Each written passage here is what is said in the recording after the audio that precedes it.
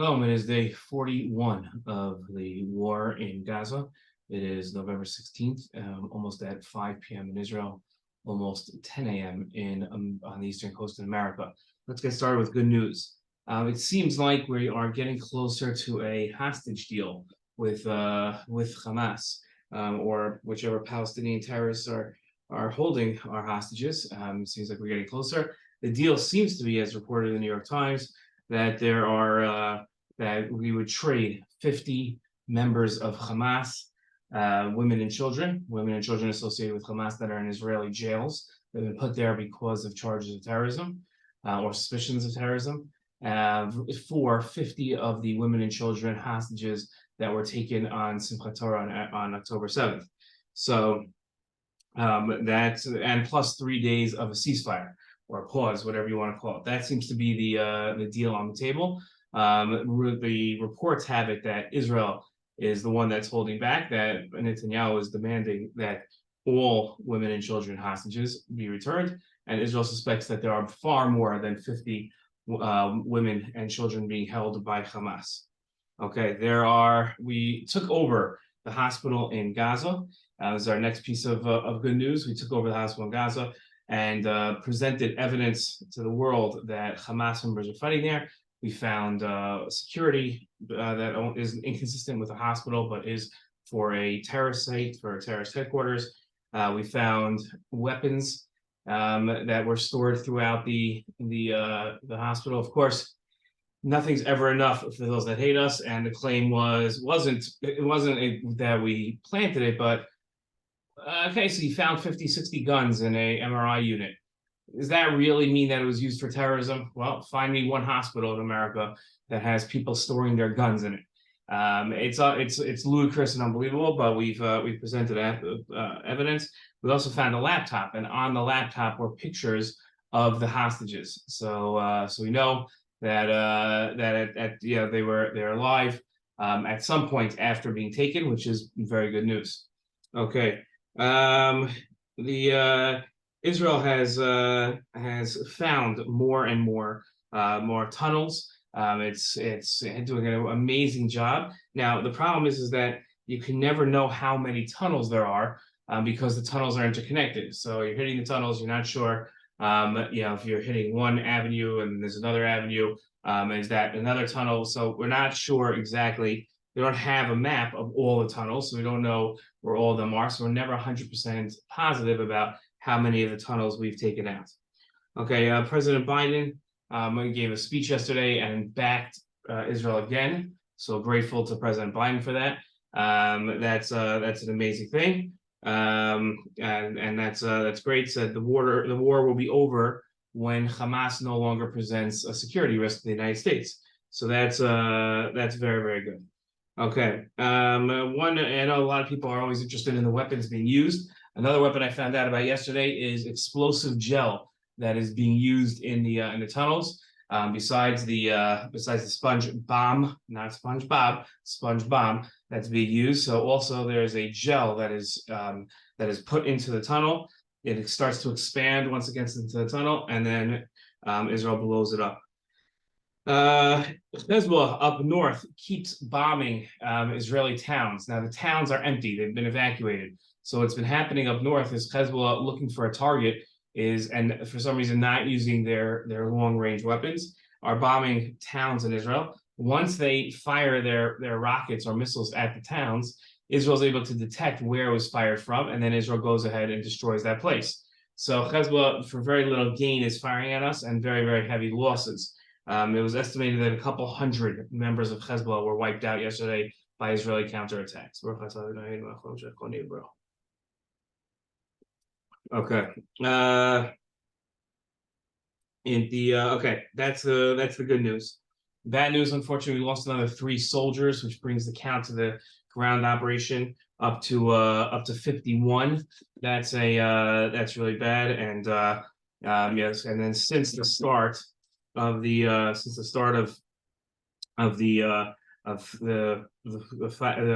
7th, that would bring us up to 369 soldiers that we've lost. There was a terror attack this morning. I know the news reported that it was in Yerushalayim. It wasn't in Yerushalayim. It was on a road down south of Yerushalayim. So if you go south from Jerusalem on the Begin Highway, you'll get to what's called the Tunnels Road. And Tunnels Road is called that because it leads out to a tunnel, which leads you to Gush Etzion. After Gush Etzion is the way down to Kever Rachel by Bet Lechem, and then down to Hebron, which will that's not the exact way the road goes, but it's a good enough composite to give you an idea. So this was technically in the West Bank, technically in the settlements where this attack happened. And what's incredible is that along with this, so now you've got a number of verifiable Palestinian terror attacks. This one, thank God, didn't kill anybody. It injured 5 people, one very seriously.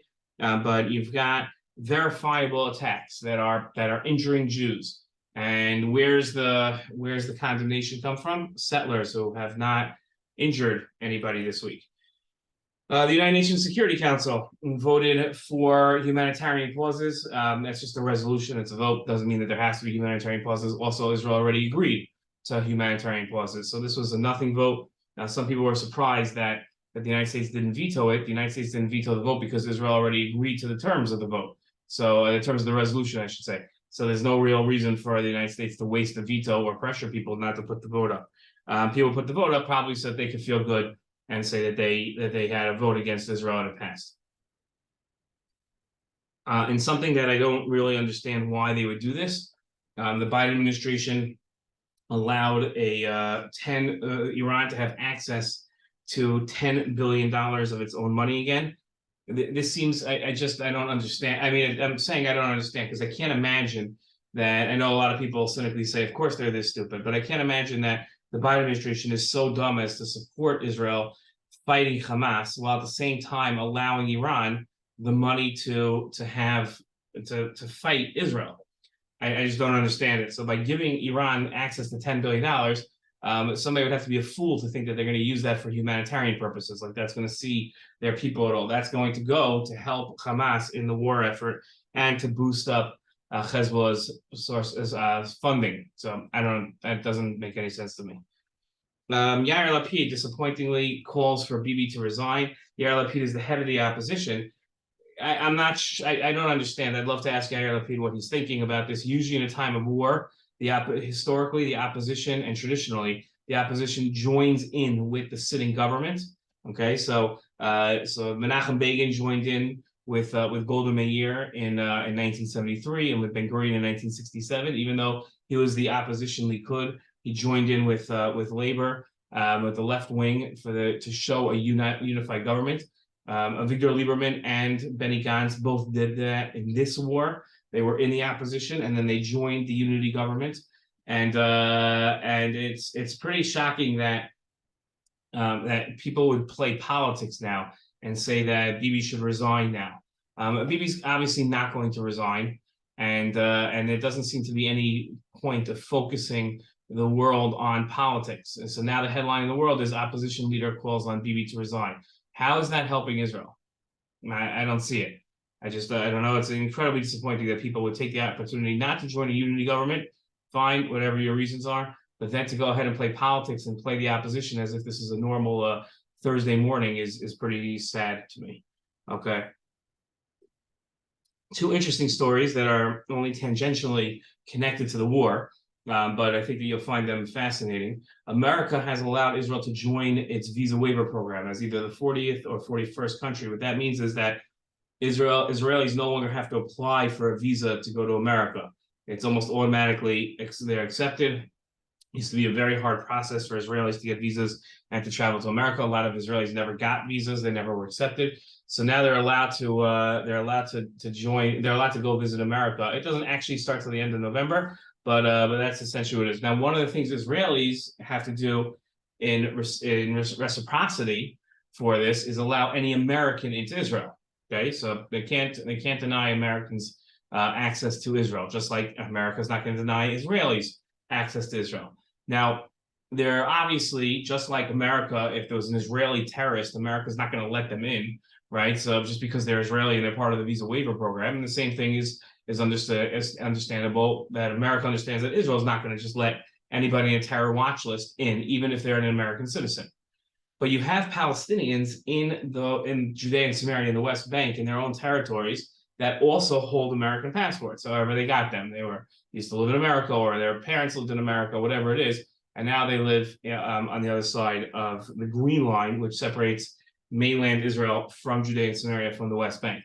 Now, part of the conditions, and this was explicitly stated, was anybody that lives, let's say where I live, and is an American citizen, whether or not they're Palestinian or Israeli, can now go into Israel, right? That was the condition, and that made sense. Everybody understood that because that's part of the visa waiver program. And the only problem is now that Israel has closed off the West Bank for Palestinians. So now that's a security measure, because right now we're worried about an increase in terror that because of the war.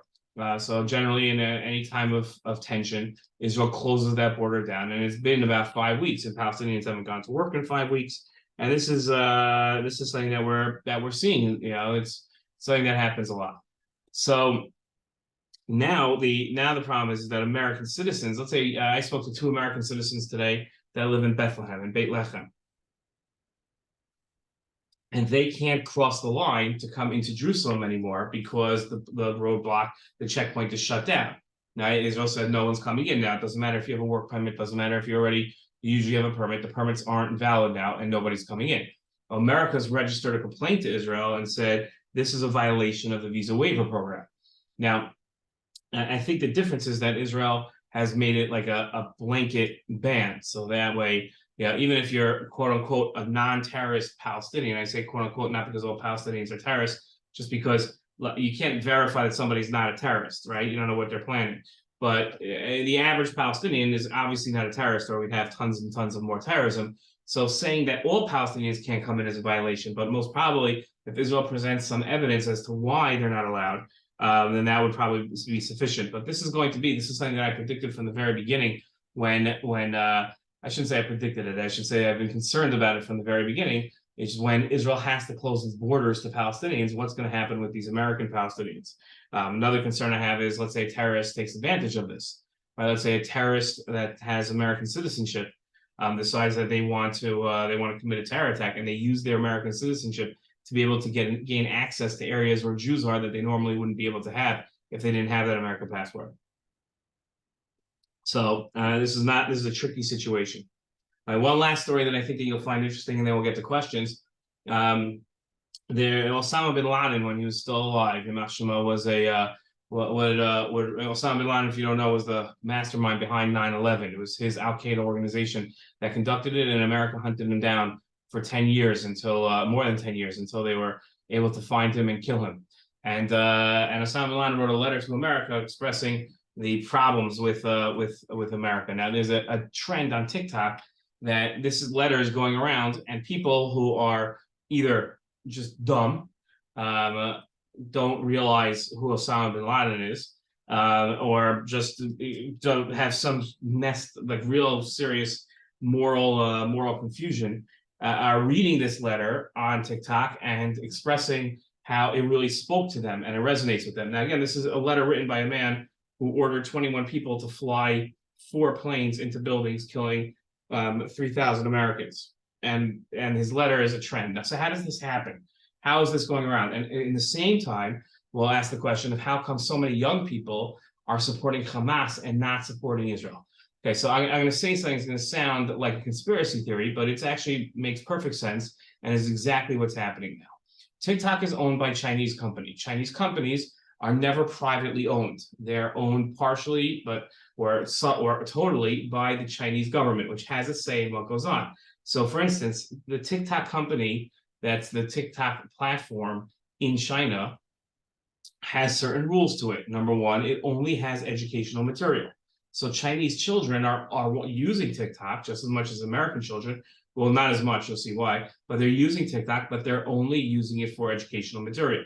Okay, they don't have access to people reading the enemies of the Chinese people's letters and saying this is really great and letting that trend. Another thing is that it shuts off after 45 minutes.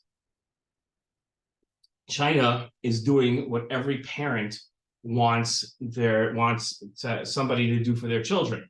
Limit the amount of screen time and make sure that that there's quality that they're watching. Now, what does China do with America's TikTok? It does the exact opposite. There's no time limit, and it mostly plays mind-numbingly stupid things, right? If you think about what's on TikTok, what's the average thing if you use TikTok, are watching on TikTok, it is not increasing your intelligence, it's not increasing your wisdom, it's not making you a better citizen of the United States of America.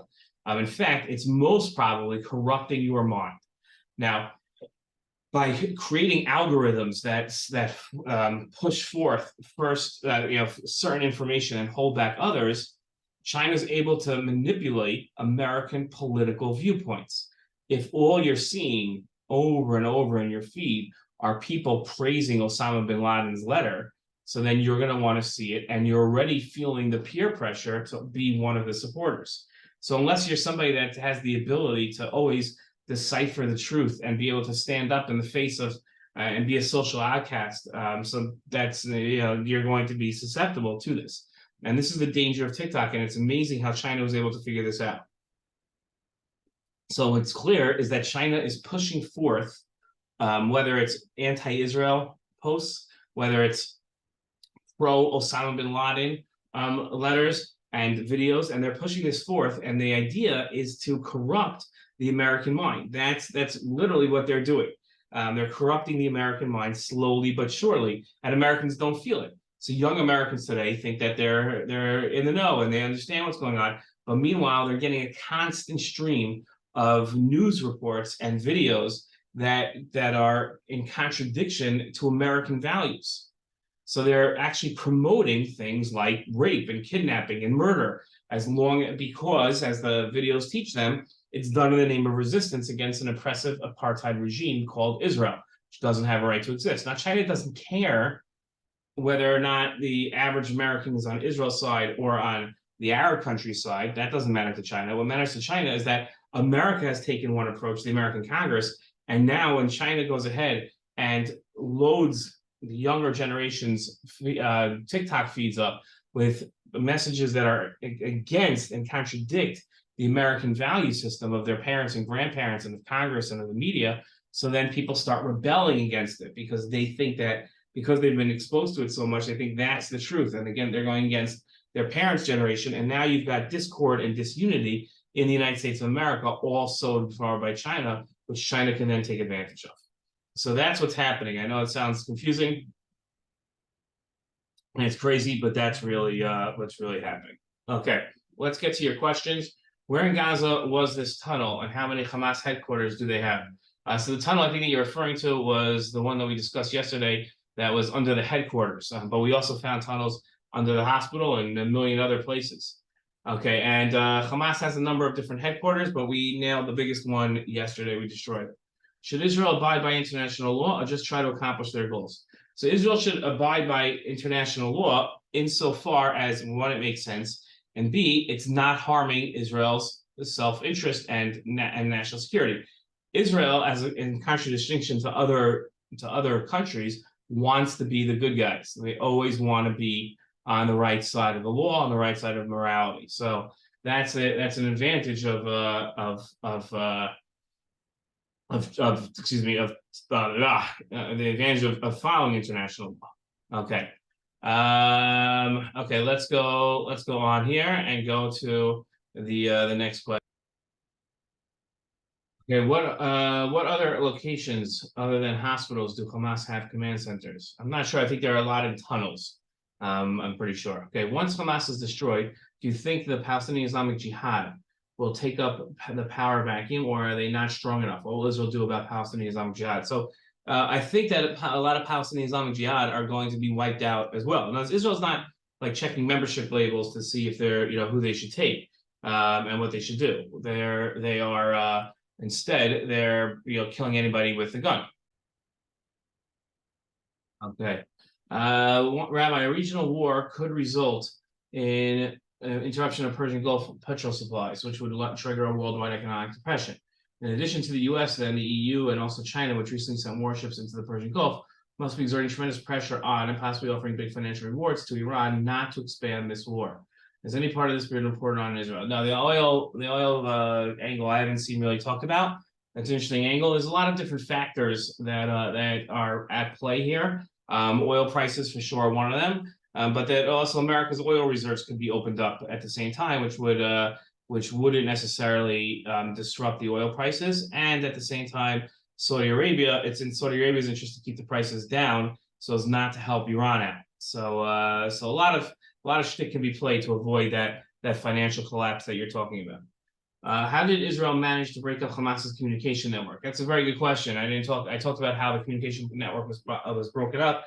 I think it's just by killing a lot of members of Hamas and destroying a lot of their infrastructure, their communications infrastructure. I think it's just a pure destruction, and that's how it's happening. Okay. What do you think will happen since Israel broke Hamas's communication? A lot of dead Hamas guys who aren't able to talk to each other and coordinate their attacks. Is it true that using a hospital to keep weapons and use it as a basis against war laws? And then it gives the other side the ability to attack that area. Yes, it's exactly true. International law states that it is against international laws to store weapons and use facilities such as hospitals as a base for keeping weapons and as a base to attack. The enemy is allowed then, which it's normally not allowed to bomb a hospital, is then allowed to give, I think it's 24 hours warning that they have to abandon the hospital, and if they don't, then the hospital becomes a legitimate target according to international law. It's exactly what Israel did. How many Hamas leaders are there still left, since Israel was already able to take many of them down due to them getting into their headquarters? I'm not sure how many there were in the beginning, and I'm not sure how many are left. I don't know if anybody knows that. It's a very good question. If we know the Hamas structures and everything. As you said, Israel faces criticism that misrepresents its actions, suggesting they're targeting innocent civilians. How can Israel effectively show these misinformed individuals that their primary aim is self-defense and not deliberate harm or knock them out? So Israel does a fair amount of what's called the PR, Hasbara, explaining why they're not violating international laws and they're not being oppressive. But some people will always believe things, and a lot of people will never believe what Israel says. Like I said at the beginning of this video, Israel found weapons in a hospital, and anti-Israel non-government organizations criticized Israel because the weapons were just small arms, as opposed to like finding a nuclear weapon in the hospital. Like, it was absurd. So certain people will never be made happy. It won't matter. Is Israel worried about finding what caused Hamas to be able to originally attack on October 6th, 7th, and fix what happened? No, we all know how it happened. It's very clear. I'm not going to go through it now, but it's pretty clear how it happened, and there might be like one or two details missing, but we all pretty much realize how Hamas pulled this off. And it's very easy to fix. What kind of systems or technology do you think Israel will set up to protect Israelis from any attempts to attack from Gaza in the future? I think the systems, I know it's going to sound strange, the systems were perfect. It's the human error that wasn't watching the systems and allowed the system to be distracted from the systems was the problem. So I think that was the issue. What does Israel gain by destroying their headquarters? What Israel gains by destroying their headquarters is putting Hamas on the run.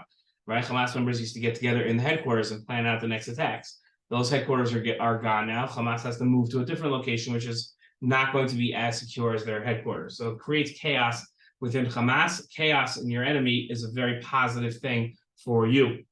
Okay, what do you think the deal between Bibi and Biden could specifically be? I think you're referring to the hostages deals, and we went through that at the beginning of the video. If the vote goes through, will the impact on the State Department be enough to force a change? I'm not sure if you're talking about the United Nations vote. The vote did go through, but nothing's going to change now. I think it was with Israel's permission, at least. The U.S. always will want to take command or show force. Is there a chance the U.S. forces will step in and possibly demand a ceasefire? That's always the worry, but the Biden administration has been very consistent on saying no ceasefire. So it'll be odd if the Biden administration then went back on that, especially if nothing's changed. So I think we're in pretty good shape right now. Is there any updates on the leaders of Hamas? They still live in Qatar, and have they moved locations? The ones in Qatar are still there. They've got immunity. Qatar is protecting them up until the point where Israel decides not to listen to Qatar. Qatar right now has the power to tell Israel to stand down because Qatar is the only gateway to Israel finding out about the hostages. Okay. Is there any updates on the? Oh no, I know. Sorry, the one last thing I wanted to put in, but Yoav Sinwar, who's the leader of Gaza in the Hamas in Gaza, somehow got his way to Iran. He's supposedly in Iran. Okay. Do you think that America's involvement in the war has become a disadvantage? No. I don't see why that's a disadvantage at all. No. How would Hamas's broken communications network impact? Okay, so you say that. Did Israel anticipate to have rescued or found more hostages by now? I'm not sure. I'm not sure. I'm not sure. I'm not sure if you can put a timetable on it. I think that we're just trying to find them all and go from there. There are special units that are hunting them down, but they've obviously not been successful enough yet. Okay, that's our video. Please feel free to leave any questions that you might have underneath. And yeah, have a great weekend. We'll be back with another on Sunday night.